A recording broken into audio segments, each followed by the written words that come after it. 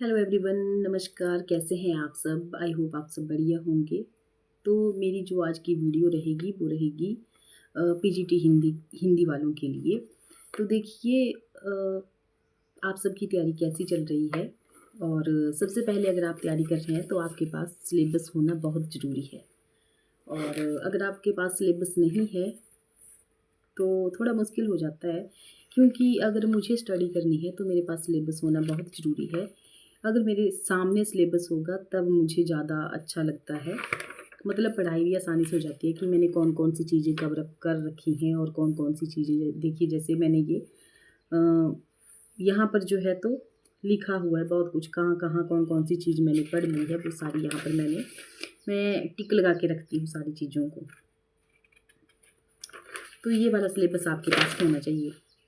जैसे यहाँ पर है रेखा चित्र, जीवनी, आत्मकथा, संस्मरण और एकांकी। इनको मैं भी पढ़ रही हूँ और जो हमारा उपन्यास लगे हैं वो मैंने सारे कवर कर दिए हैं। और साथ में मैं काव्य को भी लेकर के चली हूँ, जो कविताएं हमें लगी हुई हैं, जैसे कि चंद्रवरदाई पृथ्वीराज रासो की है, फिर अमीर खुसरो जी की पहेलियाँ और मुकरियाँ हैं, विद्यापति की पदावली है, कबीर के पद हैं और जायसी नागमती वियोग खंड। ये मैंने आधा कर लिया है। कहाँ तक किया है ये? मीरा मीरा तक कर लिया है, मीरा की पदावली तक। तो थोड़ा-सा टारगेट बना के चलना पड़ता है कि कहाँ पर कौन-सी चीज़ हमें कवर करनी है। तो आप भी अपना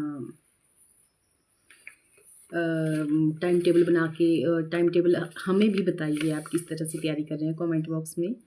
और मेरा तो यही है, बस निकल जाए अब की बार। और नोट्स मैं बना रही हूँ। अभी मैं आपको नोट्स बताऊँगी अपने। ये कॉपी मैंने लगाई हुई है नोट्स के लिए। तो नोट्स कैसे तैयार किए मैंने? जैसे सबसे पहले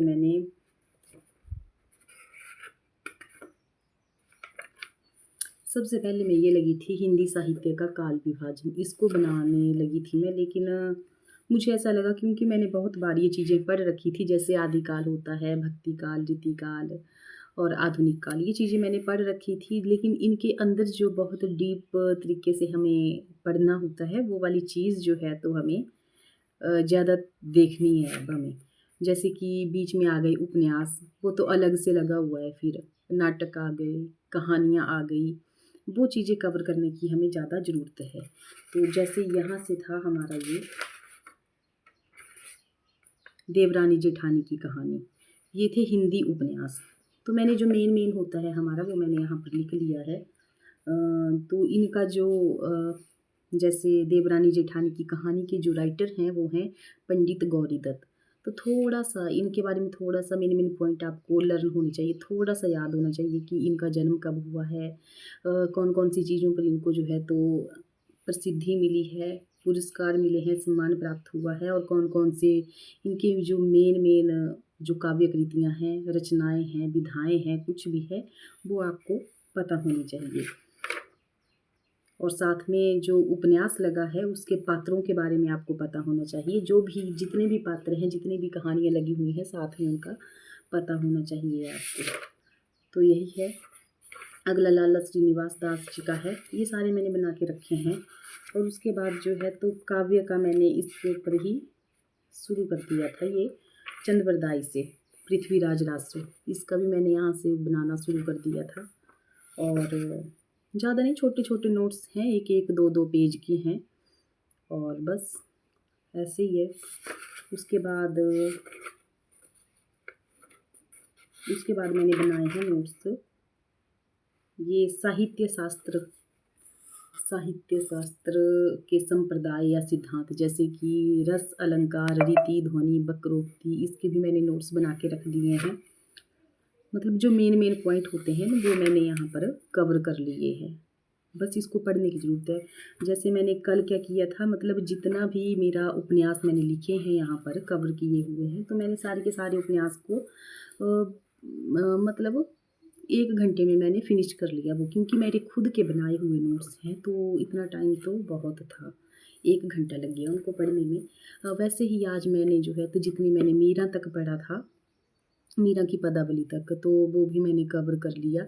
अभी उसका जो बीच में काव्य होता है, तो उसके जो दोहे होते हैं, पद होते हैं, जैसे घनानंद का कवित्त है, तो वो जो है तो अ, हमने थोड़ा बहुत मैंने उसमें देखा, यूट्यूब पर देखी वीडियोज़ वगैरह।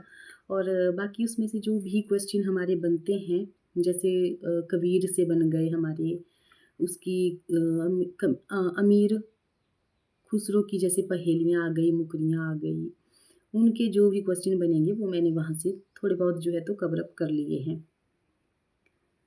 और आप सबकी तैयारी कैसी चल रही है, आप भी बताइएगा।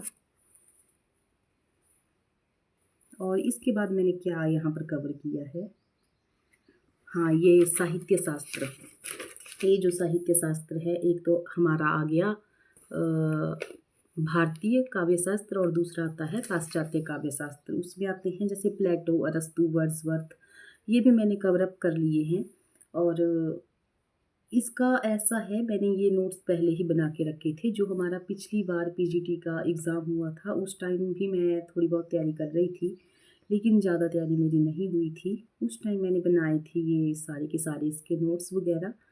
तो अभी तो मुझे बहुत सारा सिलेबस कवर करने के लिए है, बहुत सारा सिलेबस है। जैसे नाटक आ गए, कहानियाँ आ गई, निबंध आ गए, है ना, अनुवाद आ गया।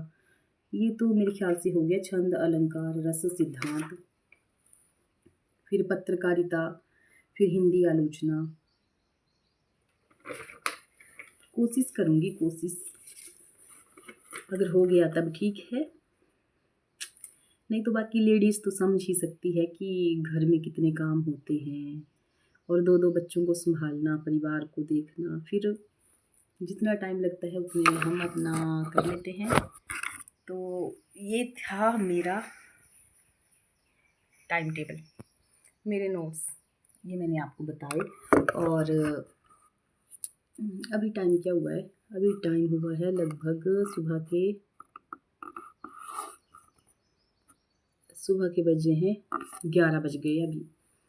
तो अभी थोड़ी देर पहले ही मैं फ्री हुई हूँ और सोच रही थी स्टडी करने के लिए, लेकिन रात को मेरी नींद पूरी नहीं हुई है, तो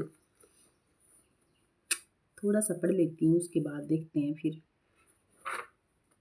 ऐसे ही मन किया कि मैं एक छोटी सी वीडियो बना दूँ 5-7 मिनट की। तो थैंक यू। अगर आपको मेरी ये वीडियो अच्छी लगी है तो वीडियो को लाइक करें, शेयर करें, और हमारे चैनल को सब्सक्राइब ज़रूर करें। मिलते हैं नेक्स्ट वीडियो में। Thank you.